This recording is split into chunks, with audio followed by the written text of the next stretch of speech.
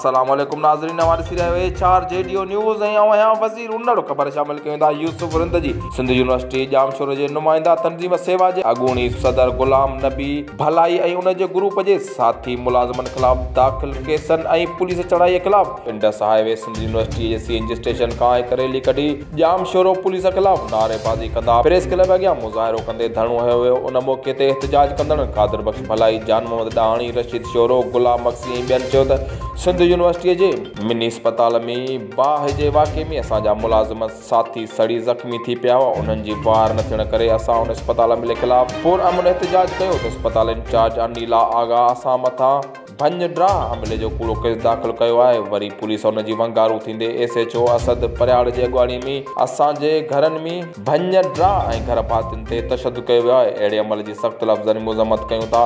हिननि मुतालबो कयो त असां मथां दाख़िल कयल कूड़ा केस ख़तमु करे SHO खे हटायो वञे।